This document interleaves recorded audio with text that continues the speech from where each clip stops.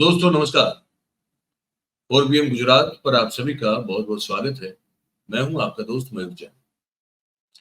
दोस्तों इस वीडियो में हम गुजरात से संबंधित बात करेंगे और बात करेंगे एक ऐसी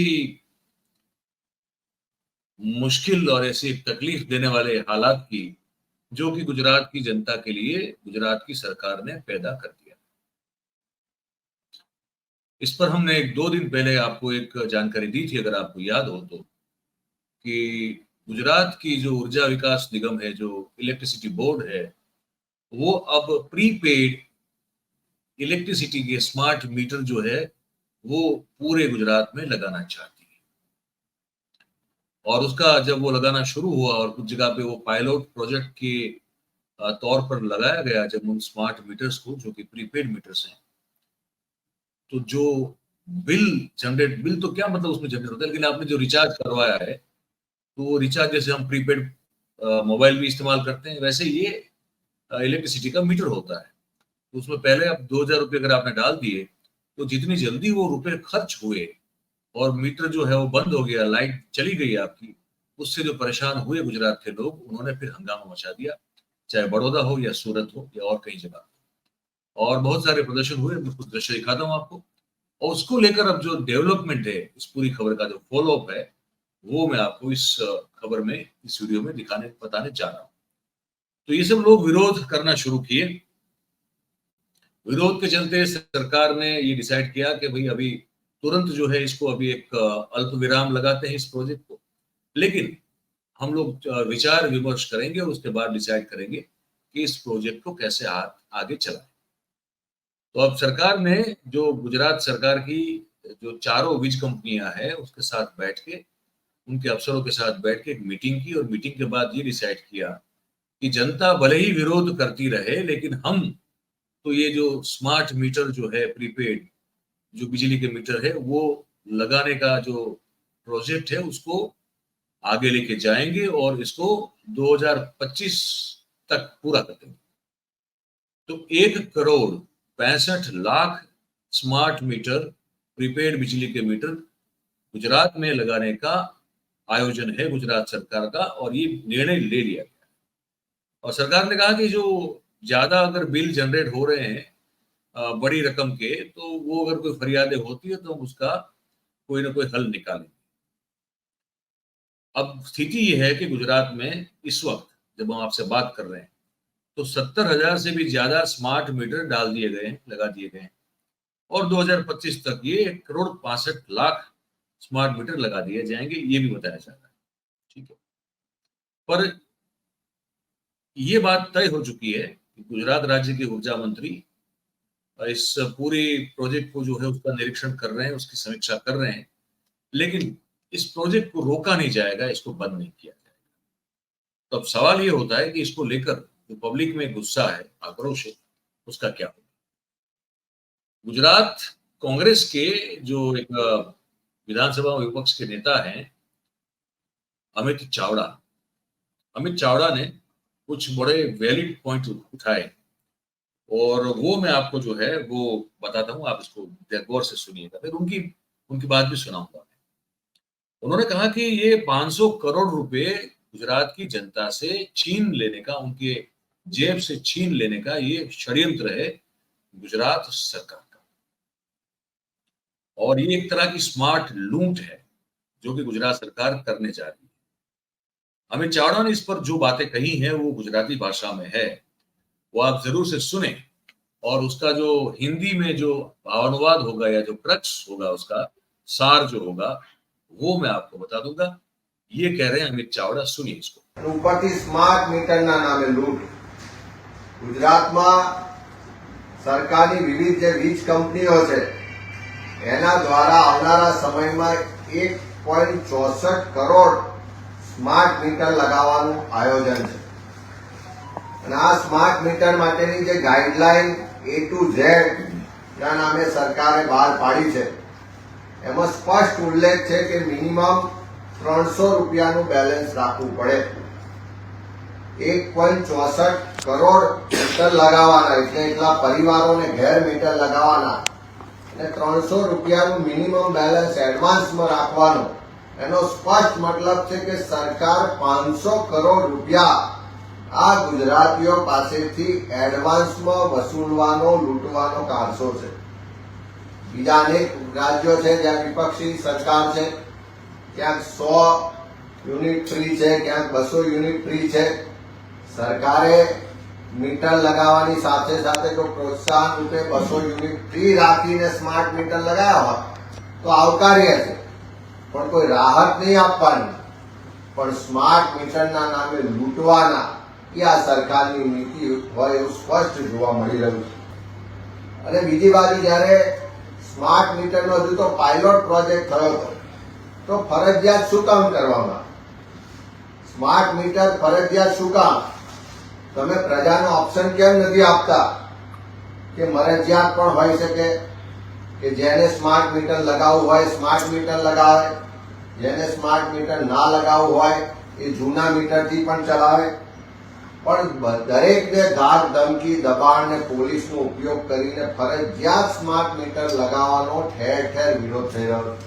આજે વડોદરા હોય, રાજકોટ હોય, સુરત હોય કે જ્યાં જ્યાં મીટર લગાવવાની શરૂઆત થઈ, દરેક જગ્યાએ ગ્રાહકોની એક જ ફરિયાદ છે કે પહેલા જ આ મીટરમાં છબરડા જોવા મળી રહ્યા છે, મીટરો ફાસ્ટ ફરી રહ્યા છે, એમાં જે રિચાર્જ કરવામાં આવે છે એ ઝડપથી કપાઈ જાય છે, પહેલા કરતા અનેક ગણું વધારે બિલ આવતું હોય એવું લોકોની ફરિયાદ છે. વડોદરા સહિત કેટલી જગ્યાએ ફરિયાદો મળી 1000 રૂપિયાનું માસિક બિલ આવતું હતું, એવી જગ્યાએ આ સ્માર્ટ મીટર લગાયા તો રોજના 350 રૂપિયા જેટલા કપાય છે. ઘણી જગ્યાએ એવું પણ જોવા મળ્યું કે 2 મહિનાના 4500 રૂપિયાનું બિલ આવતું હતું, એના બદલે આ સ્માર્ટ મીટર લગાવવાથી લગભગ 20 દિવસમાં 4000 રૂપિયા કપાઈ ગયા. ત્યારે સરકાર આટલો બધો વિરોધ હોવા છતાં પોતાના નિર્ણય પર મક્કમ છે કે કોઈ પણ સંજોગોમાં અમે તો લગાવીને જ રહીશું, કોઈ પણ સંજોગો અમે આ લૂંટમાંથી રાહત નહીં આપીએ. તો અમારી માંગણી સરકાર પાસે છે કે સરકાર સ્માર્ટ મીટરનો વિકલ્પ આપે. ઉપરથી સ્માર્ટ મીટરના નામે લૂંટ. ગુજરાતમાં સરકારની વિવિધ જે વીજ કંપનીઓ છે, 2-3 बातें इसमें महत्वपूर्ण है जो अमित चावड़ा ने कही. अमित चावड़ा ने कहा कि इसका जो नियम है, अगर आपको प्रीपेड स्मार्ट मीटर लगवाना है, क्योंकि आपको लगवाना पड़ेगा क्योंकि ये तो कंपलसरी कर दिया, तो उसमें हर एक मीटर धारक को मिनिमम 300 रुपया जो है वो उसका बैलेंस रखना पड़ेगा. अब 1,64,00,000 या 65 लाख स्मार्ट मीटर पूरे गुजरात में लगाने का लक्ष्य गुजरात सरकार ने रखा है.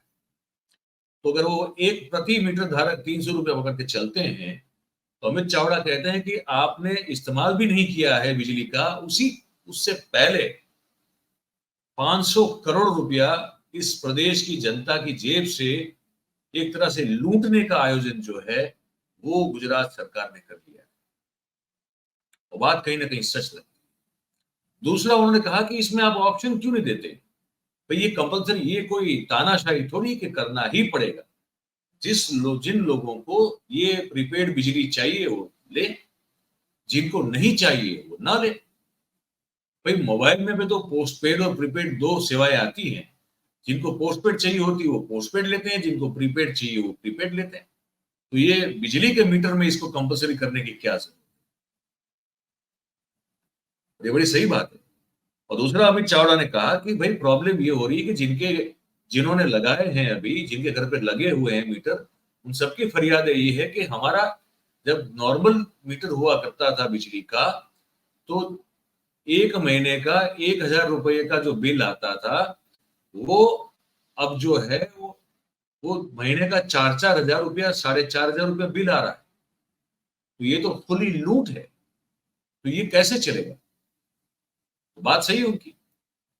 तो ये विरोध उनका जो है कांग्रेस ने जनता का मुद्दा उठाया हुआ है. उसके बाद जो उन्होंने कहा वो भी मैं आपको सुनाता हूं, दिखाता हूं. आप देखिए, मैं इसका हिंदी में आपको सार समझाता हूं. તો મોબાઈલમાં પણ પોસ્ટપેડ ને પ્રીપેડ ના ઓપ્શન હોય છે, તો સ્માર્ટ મીટરમાં પણ પોસ્ટપેડ ને પ્રીપેડ ના ઓપ્શન શું કામ નથી? સાથે સાથે આમાં રિચાર્જ કરાવવું પડે. જો રિચાર્જ પૂરું થઈ જાય તો અડધી રાત્રે પણ લાઇટો બંધ થઈ જાય. બાળકોને ભણવાનો સમય હોય, રસોઈનો સમય હોય, પણ તમારા મીટરમાં જો રિચાર્જ પૂરું થઈ ગયું તો તાત્કાલિક લાઇટ બંધ થઈ જાય. અને આ રિચાર્જ કરાવવું હોય તો તમારે સ્માર્ટફોન જોઈએ. ગરીબ અત્યારે સ્માર્ટફોન ક્યાંથી લાવે? જો સરકારને લૂંટવા માટે સ્માર્ટ મીટર લગાવવા હોય તો જોડે જોડે સરકારે ગરીબોને સ્માર્ટફોન પણ આપવા પડશે. તો શું સરકાર સ્માર્ટફોન આપવાની છે? तो मोबाइल में पर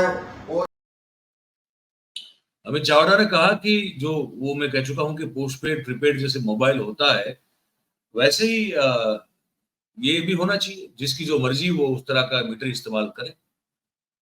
दूसरा उन्होंने ये कहा कि भाई ये तो प्रीपेड है, तो ये तो हो सकता है सुबह सुबह, दिन में, दोपहर में, शाम को, देर शाम को या रात को, आधी रात को, ये कभी भी जब ये इसका रिचार्ज खत्म हो जाएगा तो ये तो तुरंत आपकी बिजली चली जाएगी। आपके रसोई बनाने का समय हो, आपके खाने पीने का समय हो, बच्चों के पढ़ने का समय हो या रात को सोने का समय हो, और इसको रिचार्ज करना होगा तो आपके पास स्मार्ट फोन चाहिए होगा, क्योंकि वो स्मार्ट फोन जो होता है उसमें वो एप्लीकेशन आती है। उस एप्लीकेशन को आपको इस्तेमाल करने के लिए, जिसके जरिए आप प्रीपेड जो है वो बिजली के पैसे भरो, उसके लिए स्मार्टफोन चाहिए होगा। तो इस देश में, इस राज्य में विशेष रूप से जो बहुत ही अत्यंत गरीब लोग हैं, जो कि कैसे भी करके उनके घर में बिजली अगर है, वो कैसे कर पाएंगे, जिसकी तादाद बहुत ज्यादा है। ये सब बातें, ये जब बातें होती हैं तब सत्ता में बैठे हुए लोगों को इसको सुनना चाहिए, इसको मानना चाहिए। किसी और की जेब भरने के लिए बेचारी जनता, जो गरीब जनता है, उनके साथ ये खेल नहीं खेला जाना चाहिए। ये हमारा मानना है। आपका क्या मानना है वो आप हमको लिख के जरूर से बताएं। मुझे पता है देश में कई जगह पे स्मार्ट मीटर लगे हुए हैं। मैं गाजियाबाद रहा हुआ हूँ, वहां में जहाँ रहता था वहां भी स्मार्ट मीटर लगा था बिजली का, प्रीपेड। और मुझे पता है कि वहाँ कई बार ध्यान रहता नहीं है तो आप भरना भूल जाते हैं, बिजली चली जाती है। फिर वो आप पैसा भरो, फिर वो 15-20 मिनट में बिजली आती है। तो मध्यम वर्ग के लिए तो फिर भी जो है कुछ हो सकता है कि उसको भी तकलीफ हो। कई बार आपके पास अनुकूलता नहीं होती पैसों की। अभी की जो व्यवस्था है वो ये है कि आपका, अगर आप गुजरात इलेक्ट्रिसिटी बोर्ड में आप अगर कनेक्शन आपका है तो हर 2 महीने बिल आता है, और बिल के आने के बाद का 15 दिन का समय मिलता है आपको उस बिल को चुकाने के लिए। तो जो गरीब वर्ग का, मध्यम वर्ग का आदमी है, उसके पास अगर व्यवस्था ना हो पैसों की उस बिल को भरने की, तो वो 15 दिन में उसकी व्यवस्था कर सकता है।